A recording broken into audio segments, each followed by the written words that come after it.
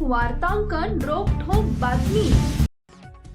मुसळधार पावसामुळे पुणे मुंबई वाहतूक ठप्प आहे। यात अनेक सोलापूरकर अडकले आहेत। तर पुणे जिल्ह्यातील जोरदार पावसामुळे उजनी धरणातील पाणीसाठा वेगाने वाढत असताना सोलापूर जिल्हा मात्र अद्याप दमदार पावसाच्या प्रतीक्षेत आहे।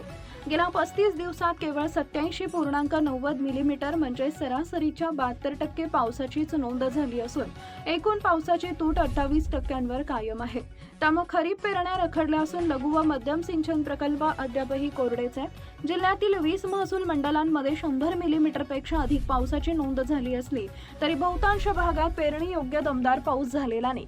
सांगोला, माळशिरस आणि करमाळा तालुक्यातील काही मंडळांमध्ये समाधानकारक पाऊस झाला असला तरी उत्तर सोलापूर, पंढरपूरसह अनेक भागात पावसानं निराशा केली आहे। एका बाजूला मुंबई पुण्यातील मुसळधार पावसामुळे जनजीवन विस्कळीत झाले असून रेल्वे व महामार्गावरील वाहतुकीवरही मोठा परिणाम झालाय।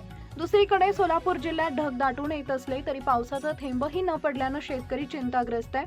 मागील 35 दिवसात जिल्ह्यात 87.90 मिलीमीटर सरासरीच्या 72% पावसाची नोंद झाली आहे। काही तालुक्यातील मंडलांमध्ये पुरेसा पाऊस झाला असला तरी अद्यापही पेरणी योग्य पाऊस झालेला नाही।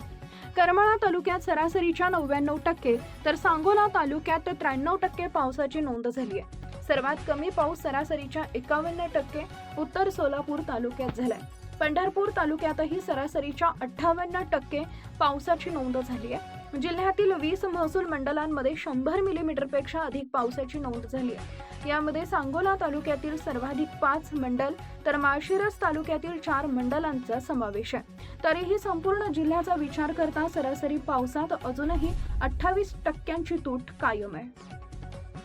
महाराष्ट्रातील महत्त्वाच्या आणि ताज्या बातम्या पाहण्यासाठी आमच्या जय हो न्यूज चॅनलला सबस्क्राइब करा आणि बेल आयकॉन प्रेस करा।